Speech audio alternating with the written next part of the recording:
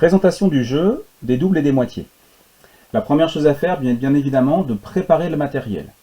Une fois que vous avez imprimé l'ensemble des documents, vous allez avoir une grande carte comme celle-ci, sur laquelle on va retrouver l'ensemble des doubles et des moitiés. Une fois que vous l'avez imprimé, il va falloir découper des rectangles de 6, avec à chaque fois 3 bleus, 3 verts, les plier au centre, et les coller l'un sur l'autre pour obtenir les cartes qui sont là. Donc vous voyez, au total, on a 7 cartes qu'on retrouve ici, qu'on a pliées à chaque fois. D'un côté, on a les moitiés, de l'autre côté, on a les doubles. Une fois que le matériel est prêt, on va pouvoir commencer la partie. Pour cela, nous avons besoin d'une piste de jeu, de 7 cartes nombre, d'un pion et d'un dé. L'un des joueurs va être désigné pour être meneur de jeu. Il place le pion sur la case du départ et lance le dé. Exemple, il obtient 5. Il va déplacer le jeton de 5 cases. 1, 2, 3, 4, 5. Les autres joueurs le plus vite possible vont aller désigner la carte qui montre le 20. Le plus rapide d'entre eux pourra nommer le double de 20, puisqu'on est sur la piste des doubles. Ici, 40. S'il donne la bonne réponse, il marque un point et on passe au deuxième tour. Si ce n'est pas la bonne réponse, c'est le joueur qui a été un peu moins rapide que lui pour désigner la carte qui va pouvoir donner la réponse. Dès que quelqu'un a donné la bonne réponse, le tour se termine. Le joueur qui était à la gauche du meneur de jeu va devenir à son tour meneur de jeu, afin que tout le monde puisse jouer à donner des doubles.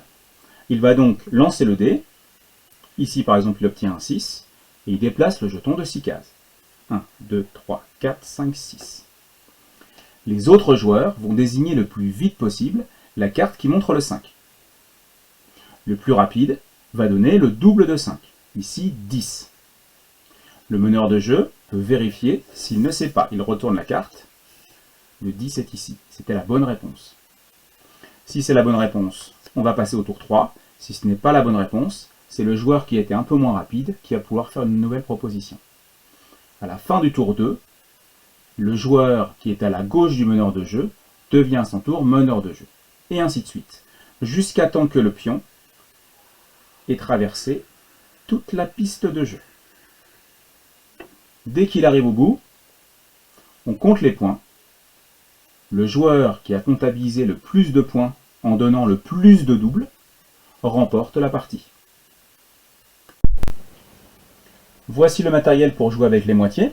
La piste a été modifiée. J'ai retourné l'ensemble des cartes pour avoir les bonnes réponses et j'ai conservé mon jeton et mon dé. Le principe reste exactement le même. Voici le matériel pour créer votre propre jeu. Vous avez une piste vierge où vous allez pouvoir marquer ici les différents nombres dont vous voulez faire trouver les doubles et les moitiés. Et vous avez là une carte vierge que vous allez créer comme celle qui est déjà existante. Ici, vous aurez les moitiés. Ici, vous aurez les doubles. Et on pliera bien ici pour obtenir les cartes. Bon jeu à tous et à bientôt sur notre chaîne. Jouons ensemble aux mathématiques.